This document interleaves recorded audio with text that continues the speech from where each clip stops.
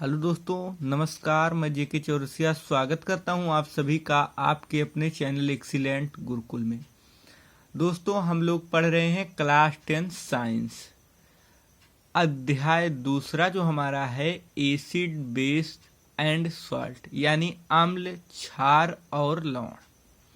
ये बेहद ही महत्वपूर्ण अध्याय है, तो हम लोग इसको बेसिक से पढ़ेंगे और धीरे धीरे लेवल बढ़ता चला जाएगा। तो सबसे पहले साथियों, आज हम जानेंगे कि अम्ल होता क्या है। अम्ल तो अम्ल जो होता है आपका एसिड। प्रारंभिक अवधारणाओं के अनुसार, यानी पहले ऐसा माना जाता था कि प्रारंभिक अवधारणाएं यानी पहले जो अवधारणाएं थी उनके अनुसार यह माना जाता था कि वो पदार्थ जो स्वाद में खट्टे होते हैं, नीले लिटमस पेपर को लाल कर देते हैं, अम्ल कहलाते हैं। लेकिन दोस्तों, उसके बाद अरहिनीसियस का आयनिक सिद्धांत आया। इनके अनुसार अरहिनीसियस के आयनिक सिद्धांत के अनुसार अम्ल की परिभाषा हो गई। अम्ल वो पदार्थ हैं जो जलीय विलयन में हाइड्रोजन के धनायन देते हैं। जैसे मेरे दोस्त HCl हाइड्रोक्लोरिक अम्ल को आपने जल में घोला तो H प्लस एंड Cl- ये दो में टूट गया। एक तो आपको H प्लस मिल गया और दूसरा Cl-। ये एक क्यू यानी इक्वा, यानी ये जो विलयन हमें प्राप्त हो रहा है ये जलीय विलयन है, क्योंकि हमने जल में इसको घोला हुआ है। ऐसे दोस्तों कुछ और भी अम्ल जैसे CH3COOH, HNO3, H2SO4 आदि।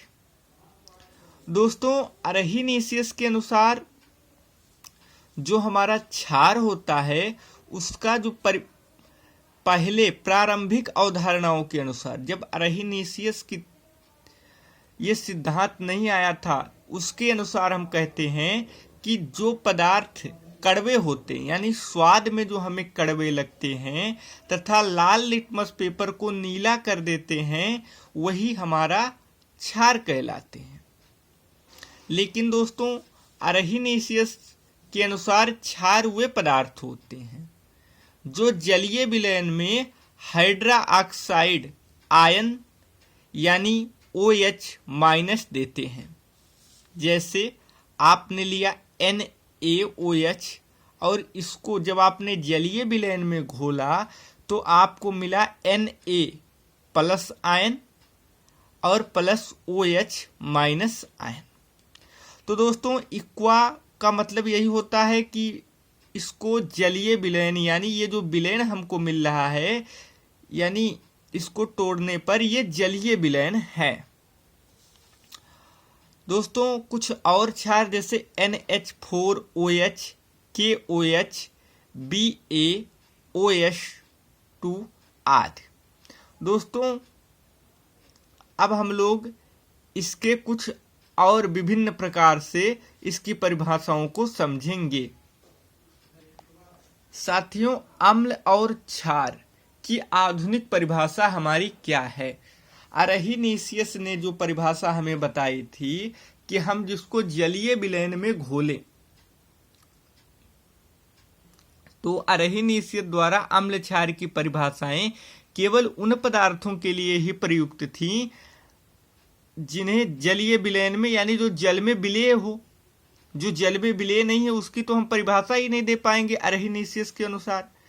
तो जल में अविलेय पदार्थों के लिए इन परिभाषाओं का प्रयोग नहीं किया जा सकता है। तो सन 1923 में लॉरी एंड बोर्नस्टेड इन लोगों ने इन परिभाषाओं को अधिक व्यापक बनाने के लिए प्रोटॉन विनिमय नियम के आधार पर अम्ल और क्षार को इस प्रकार से परिभाषित किया। तो उन्होंने क्या बताया? उन्होंने बताया अम्ल वो पदार्थ होते हैं जो किसी पदार्थ में प्रोटॉन दे सकते हैं, और क्षार जो होते हैं वो ये पदार्थ होते हैं, ऐसे पदार्थ होते हैं जो किसी पदार्थ से प्रोटॉन ले सकते हैं। जैसे साथियों आपने लिया HCl यानी हाइड्रोक्लोरिक अम्ल, और इसको क्या किया आप लोगों ने? आपने लिया हाइड्रोक्लोरिक अम्ल HCl, और इसको आपने जलीय विलयन यानी OH, तो ये क्या हो जाएगा? H3O प्लस Cl माइनस, यानी ये जो H2O है इसे जब हमने हाइड्रोक्लोरिक अम्ल यानी अम्ल के साथ इसको जलीय विलयन में घोला तो H3O, ये जो H3O है इसको HCl अपना H प्रदान कर देता है, यानी प्रदान करता है, इसलिए ये जो है ये HCl अम्ल है। ठीक, क्योंकि ये प्रोटॉन क्या कर रहा है? ये जलीय विलयन में प्रोटॉन को दे रहा है, इसलिए ये अम्ल हो गया।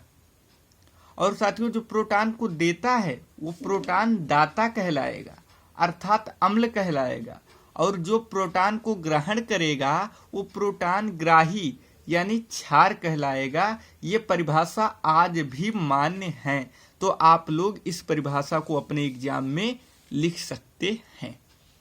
दूसरा दोस्तों क्या होता है हमारा? Ammonia NH3।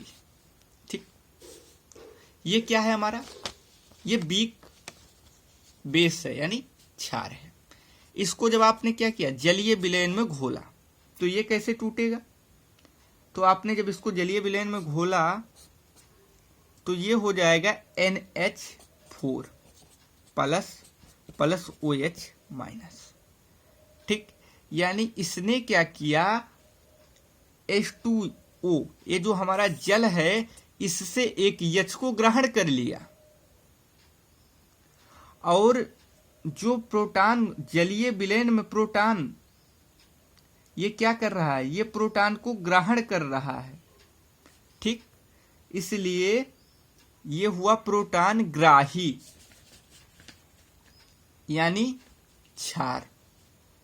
तो दोस्तों मैं उम्मीद करता हूं कि आज का जो सेशन है, क्लास है, वो आप लोगों को बहुत अच्छे से समझ में आ गया होगा। जिन साथियों को PDF नोट चाहिए वो हमारे टेलीग्राम ग्रुप को ज्वाइन कर लें। आप लोग टेलीग्राम पे सर्च करें एक्सीलेंट गुरुकुल, वहाँ आप हमारे टेलीग्राम ग्रुप को ज्वाइन करके सारे PDF निःशुल्क प्राप्त कर सकते हैं। तो चलिए साथियों, पूरा वीडियो देखने के लिए थैंक यू सो मच। मिलेंगे अगले वीडियो में, तब तक के लिए नमस्कार।